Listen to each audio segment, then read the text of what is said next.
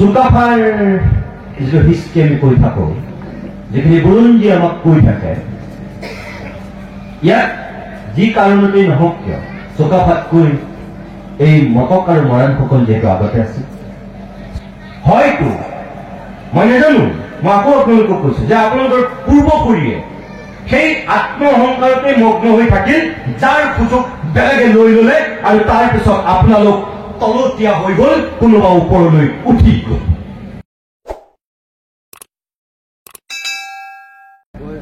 এতিয়া কথা হল, এই যে এজন ব্যক্তি পূৰ্ণাংগ মানুহ হবলৈ যেনেকৈ শাৰীৰিক, মানসিক আৰু বৌদ্ধিক এই তিনিটা শক্তি লাগে, এটা জাতিসত্তা যেনেকৈ পৃথিৱীৰ বুকুত জাতি হিচাপে জীয়াই থাকিবৰ কাৰণে ভাষা, সংস্কৃতি আৰু সাহিত্য লাগে, এই মৰাণ জনগোষ্ঠীটো অসমৰ ভূখণ্ড,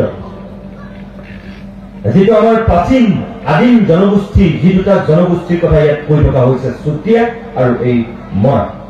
এটা সময়ত মটক আৰু মৰাণ একেলগে আছিল, পিছত ভাগ হৈছে। এই জনগোষ্ঠীৰ যিটো আধিপত্য গোটেই অসম যদি হব লাগিছিল, আজিও যে নহল বা হোৱা নাই, কিয়? ইয়াত কোনোবাই সেইটো কব যে আমাৰ সংখ্যাৰ ফালৰ পৰা আমি তেনেই নগণ্য, আৰু আমাৰ সেই ধৰণৰ মানুহৰ ৰাজনৈতিকভাৱে যিটো পবিত্ৰ অসমৰ ভূখণ্ডত নাই কাৰণেই চাগে আমি বহুত অৱহেলিত। কিছু পৰিমাণে কথাটো অসত্য নহয়, সত্য, শুদ্ধ।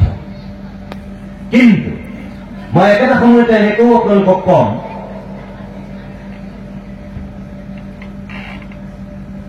চুকাফাৰ যিটো হিষ্ট্ৰী আমি কৈ থাকো, যিখিনি বুৰঞ্জী আমাক কৈ থাকে, ইয়াত যি কাৰণতেই নহওক কিয় চুকাফাতকৈ এই মটক আৰু মৰাণসকল যিহেতু আগতে আছিল, চুতীয়াসকল আগতে আছিল। চুকাফাৰ আগত থকা এটা জনগোষ্ঠী হিচাপে এই জনগোষ্ঠীটোৰ এই তিনিটা উপাদান মই ভাবো তাৰ আগত নিশ্চিতভাৱে কৰবাত নহয় কৰবাত শক্তিশালী অৱস্থাত আছিল। মই নাজানো, মই বুৰঞ্জীবিদ নহয়, কিন্তু মোৰ ধাৰণা, কাৰণ তেতিয়ালৈকে জাতিক, এই জনজাতিটো, এই মটক মৰাণ এখেতসকল এটা জনগোষ্ঠী হিচাপে এই ভূখণ্ডত আছিল, এইটো সঁচা। যদি আছিল, কিহৰ ভিত্তিত আছিল? এই যে মই কলো তিনিটা উপাদান লাগিব, সাহিত্যৰ উপাদানটোক যদি মই আপোনাক বিয়োগ কৰি কওঁ, তেনেহলে আন দুটা উপাদান এই জনগোষ্ঠীটোৰ আছিল, এইটো মোৰ দৃঢ় বিশ্বাস। আৰু দুই, সাংস্কৃতিক বৈশিষ্ট্য। বেলেগ কথা বাদ দিয়ক, এই যে ঘৰটো, এই ঘৰটোৱে এই মৰাণ জনগোষ্ঠীৰ যিটো সাংস্কৃতিক ঐতিহ্য, যিটো শ শ বছৰ জুৰি ধৰি আহিছে, লৈ আহিছে, তাৰ চাক্ষুষ প্ৰমাণ এই ঘৰটোত সোমালে আপোনালোকে এতিয়াই দেখিব। এইমাত্ৰ মই গৈ আহিছো আৰু সেইকাৰণে মই কৈছো, তাত মই কি দেখি আহিলো? আমাৰ ঢেঁকী, আমাৰ জোহাল, আমাৰ ভঁৰাল, আমাৰ গোহালি অসমীয়া জাতিৰ গ্ৰাম্য জীৱনৰ অন্যতম এক বৈশিষ্ট্য।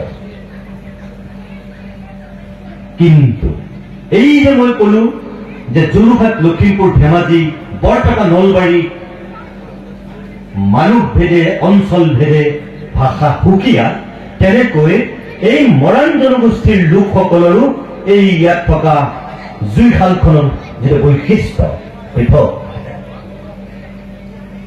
আমাৰ লখিমপুৰ, আমাৰ যোৰহাটৰ, আমাৰ শিৱসাগৰৰ আনকি যিখন জুইশাল, আপোনালোকৰ ইয়াত থকা মৰাণসকলৰ জুইশালৰ মাজত পাৰ্থক্য আছে। এই যে আজি ইয়াত গায়ন বায়ন গালে, এই যে মই ৰাস্তাৰ পৰা মোক আদৰি অনা যিসকল মোৰ দেউতাসমূহ, মোৰ খুৰাসমূহ ভকত বৈষ্ণৱে আদৰি আনিছিল, তেওঁলোকেও খোল বজাইছে, তেওঁলোকেও তাল বজাইছে, তেওঁলোকেও ধুতি পাঞ্জাবী পিন্ধিছে। কিন্তু সেই ধুতি পাঞ্জাবী এই শিৱসাগৰৰ, এই যোৰহাটৰ, এই তেজপুৰৰ মানুহৰ লগত একেনে?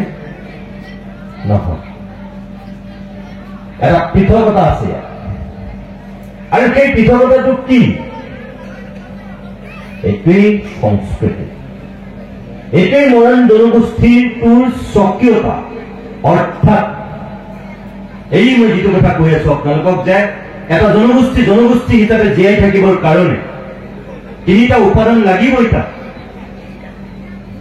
এই তিনিটা উপাদান এই মৰাণ জনগোষ্ঠীটোৰ আছিল, আগতে আছিল, আছে, এতিয়াও আছে, আৰু মোৰ বিশ্বাস ভৱিষ্যতলৈকো থাকিব। আৰু এই ভৱিষ্যতলৈ যে থাকিব তাৰ প্ৰমাণ কি? আপোনালোকৰ এই কাকপথাৰ আঞ্চলিক সমিতিৰ এই ত্ৰিভাষিক অধিৱেশনখন। কিয় মই কৈছো? কোনোবাই বেয়া পাব পাৰে। এনেধৰণৰ অধিৱেশন পতা মানুহবিলাক মোৰ দৃষ্টিত দুই ধৰণৰ। একাংশ মতলববাদী আৰু ধান্দাবাদী মানুহে এনেধৰণৰ অধিৱেশন পাতে। যিকোনো জাতীয় অনুষ্ঠানৰ নাম লৈ তেওঁলোকে ত্ৰিবাৰ্ষিকেই কওক, দ্বিবাৰ্ষিকেই কওক, পঞ্চবাৰ্ষিকেই কওক, ৰূপালী জয়ন্তীয়ে কওক, সোণালী জয়ন্তীয়ে কওক, মহাৰজত জয়ন্তীয়ে কওক, হীৰক জয়ন্তীয়ে কওক বা শতবৰ্ষই কওক, তেওঁলোকৰ এটা লক্ষ্য আৰু উদ্দেশ্য থাকে। 25 বছৰ হৈছে ৰূপালী জয়ন্তী পাতিম, 50 বছৰ হৈছে সোণালী জয়ন্তী পাতিম, 75 বছৰ হৈছে হীৰক জয়ন্তী পাতিম, 100 বছৰ হৈছে শতবাৰ্ষিকী পাতিম। ঠিক একেধৰণে 3 বছৰ হৈছে আমাৰ ত্ৰিবাৰ্ষিক অধিৱেশন, 2 বছৰ হৈছে দ্বিবাৰ্ষিক অধিৱেশন, 5 বছৰ হৈছে পঞ্চবাৰ্ষিক অধিৱেশন। পাতিব লাগে কাৰণে পাতে, কোনো লক্ষ্যৰ উদ্দেশ্য নাই। সময়টো হৈছে যে সেইকাৰণে নাপাতে, উদ্দেশ্য বুলিবলৈ একো নাথাকে। সেইজন মানুহ সদায় মতলববাদী আৰু ধান্দাবাদী। তেওঁলোকে এই অধিৱেশন পতাৰ নামত ৰাইজৰ কাষ চাপে, বিভিন্ন ধৰণৰ দান বৰঙণি সংগ্ৰহ কৰে, বিভিন্ন বৃহৎ বৃহৎ ব্যৱসায়িক গোষ্ঠীৰ বা কোনোবা ধনৱান প্ৰতিষ্ঠানৰ কাষ চাপি তেওঁলোকে চান্দা বৰঙণি তোলায় আৰু অধিৱেশনৰ যিখন বাজেট বনায়, সেই বাজেটৰ অৰ্ধেক টকাত তেওঁলোকে খায়, মাৰে, যিটো পইচা মৰা বুলি কয়, মাৰে, খায় পইচা। আৰু সেইজন মানুহে এনেধৰণৰ অধিৱেশন পাতিবৰ কাৰণে উবুৰি খাই পৰে।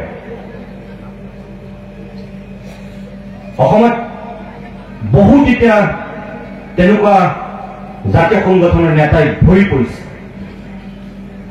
কবলৈ বেয়া, শুনিবলৈ বেয়া, কিন্তু নিষ্ঠুৰ সত্য এইটোৱেই আমাৰ জাতিটোৰ কাৰণে। তেওঁলোকে ৰামনামী কাপোৰখন পিন্ধি লৈ ওপৰত জাতিটোৰ কাৰণে কৰিছে বুলি, কিন্তু তেওঁলোকৰ মতলব বেয়া, উদ্দেশ্য বেয়া। 8 লাখ টকা যদি বাজেট, আপুনি চাব যিজন সভাপতি আৰু সম্পাদক, তেওঁ অলপ দিনৰ পিছত হয় নতুনকৈ গাড়ী এখন লয়, নতুবা তেওঁ বিয়া পাতে, নতুবা তেওঁ আধা খটা ঘৰটো সম্পূৰ্ণ হৈ যায়, নতুবা তেওঁ এখন বাইক লয়, দামী বাইক।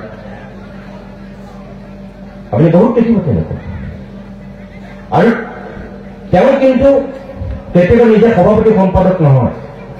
সভাপতি সম্পাদক আটাইতকৈ সহজ সৰল ভদ্ৰ অঞ্চলটোৰ নিমাখিত সম্ভাব্য মানুহজনক পাতি দিয়া হয় সভাপতি সম্পাদক। আৰু তেওঁ কান্ধত বন্দুক থৈ পিছফালৰ পৰা টিগাৰ টিপে এই মতলববাদী আৰু ঠাণ্ডাবাদী কেইজনে। এই সন্মুখত থকা কেইজনে গমেই নাপায়, তেওঁলোকৰ কান্ধত থৈ যে বন্দুক ফুটালে গমেই নাপায়। এই স্থান এটা আছে এনেধৰণৰ অধিৱেশন পতা। আৰু ইটো চাম, কোনটো ইটো চাম? এই ইটো চামত এইবিলাক মতলববাদী ধান্দাবাদী কৰা মানুহ কোনো নাই, কোনো নাই। তেওঁলোকৰ এটাই লক্ষ্য যে তেওঁলোকে নিজৰ তেজক পানী কৰি, হাড়ক মাটি কৰি হলেও তেওঁলোকে অহৰহ কষ্ট কৰে, দিন ৰাত তেওঁলোকে একাকাৰ কৰে, কেৱল সমাজখনৰ স্বাৰ্থত, উঠি অহা প্ৰজন্মটোৰ স্বাৰ্থত আৰু সামগ্ৰিকভাৱে আমাৰ মানুহৰ কল্যাণৰ স্বাৰ্থত। আৰু মই আশা কৰিম আপোনালোকে কাকপথাৰ যি আঞ্চলিক কমিটি ত্ৰিবাৰ্ষিক যি অধিৱেশন অনুষ্ঠিত কৰিছে, ইয়াত এই অসম মৰাণ সভাৰ এই ডেকা বন্ধুসকল এই দ্বিতীয় শ্ৰেণীটোৰ অংশীদাৰ, যি সঁচাকৈ জনগোষ্ঠীটোৰ উত্তৰণৰ স্বাৰ্থত, উঠি অহা প্ৰজন্মটোৰ স্বাৰ্থত, এই জনগোষ্ঠীটোৰ ভূত আৰু ভৱিষ্যতৰ স্বাৰ্থত এই অঞ্চলটোৰ মানুহক, মৰাণ জনগোষ্ঠীৰ মানুহক উদ্বুদ্ধ কৰিবৰ কাৰণে, আহ্লাদিত কৰিবৰ কাৰণে আৰু বৌদ্ধিকভাৱে জাগৰণ কৰিবৰ কাৰণে এই অধিৱেশনখনৰ আয়োজন কৰিছে, মোৰ দৃঢ় বিশ্বাস। আৰু সেইকাৰণে মই যে কলো, আপোনালোক যিখিনি মানুহ ইয়াত গোট খাই আছে, আপোনালোক মৰাণ জনগোষ্ঠীটোৰ সেইসকল স্বাভিমানী মানুহ, জনগোষ্ঠীটোৰ উত্তৰণ বিচৰা মানুহ, জনগোষ্ঠীটোৰ যিকোনো ক্ষেত্ৰত কল্যাণ বিচৰা মানুহ। এই যে বিতুপন মৰাণে আক্ষেপৰ ওপৰত যিখিনি কথা কৈছিল, কম দুৰ্ভাগ্যজনক কথা নে?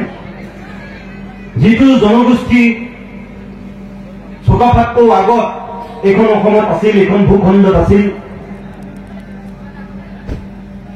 আজিলৈকে আমাৰ দেশখনে স্বাধীনতা পোৱা ৭৫ বছৰ হ'ল।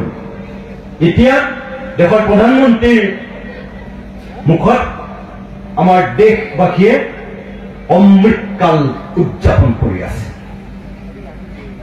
আৰু আমিও বিশ্বাস কৰোঁ প্ৰধানমন্ত্ৰীৰ সেই কথাটো আখৰে আখৰে ফলিয়ক, গোটেই দেশখনে সঁচাকৈ সেইটো অনুভৱ কৰক যে আমি এতিয়া অমৃতকালৰ নাগৰিক। কিন্তু সেই একেটা সময়তে এই মৰাণ জনগোষ্ঠীৰ এখন মঞ্চৰ পৰা মোৰ সুধিবলৈ মন যায়, মোৰ কবলৈ মন যায়, অমৃতকালৰ অমৃত আপোনালোকৰ বাৰু জিভাত, আপোনালোকৰ চকুত, আপোনালোকৰ দেহত সিঁচৰিত হৈছেনে? শিহৰিত হৈছেনে? সোৱাদ লাগিছেনে?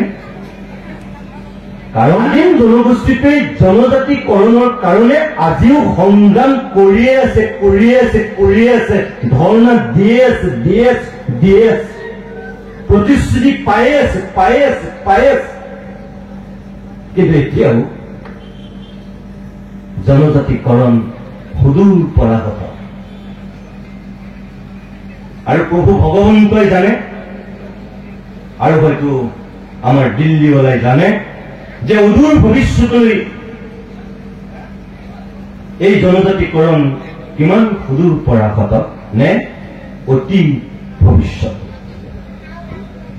ইয়াত থকা আপুনি মই কোনো নাজানো, হয়তো মই নাজানো, মই আকৌ আপোনালোকক কৈছো যে আপোনালোকৰ পূৰ্বপুৰীয়ে সেই আত্ম অহংকাৰতে মগ্ন হৈ থাকিল, যাৰ সুযোগ বেলেগে লৈ ললে, আৰু তাৰ পিছত আপোনালোক তলতীয়া হৈ গল, কোনোবা ওপৰলৈ উঠি গল। এইটো হয়তো এটা কাৰক হব পাৰে। যেনেকে ক্লাছত চোকা ল'ৰাটোৰ আত্ম অহংকাৰ হলে ছেকেণ্ডত থকাটো বা থাৰ্ডত থকা ছোৱালীজনী কেতিয়াবা টপাৰ হৈ যায়, মেইন পৰীক্ষাত টপাৰটোৱে গেৰা মাৰে। 2, আত্মবিশ্লেষণ। আমি আত্মবিশ্লেষণ কৰাটো উচিত, আনৰ গালৈ বোকা ছটিওৱাতকৈ যে আমাৰ ক'ত ভুল হৈছে, কিয় পৰা নাই। এই যে স্বাধীনতা ৭৫ বছৰতো সৌ সিদিনাখনলৈকে MBBS-ত মাত্ৰ 1টা চিট, তাৰপিছত 2টা, তাৰপিছত 4টা, এতিয়া গৈ সদানন্দ সোণোৱালৰ দিনত আৰু এই হিমন্ত বিশ্ব শৰ্মাৰ দিনত এতিয়া 7টা হৈছে মেডিকেলত। 7টা চিট সংৰক্ষণ হবলৈ মৰাণ জনগোষ্ঠীটো ৭৭টা বছৰ লাগিছে। PG পোষ্ট গ্ৰেজুৱেট আমাৰ অসমৰ বিশ্ববিদ্যালয়বিলাকত মৰাণ জনগোষ্ঠীটোৰ কাৰণে 16টা চিট, 16খন আসন আছে।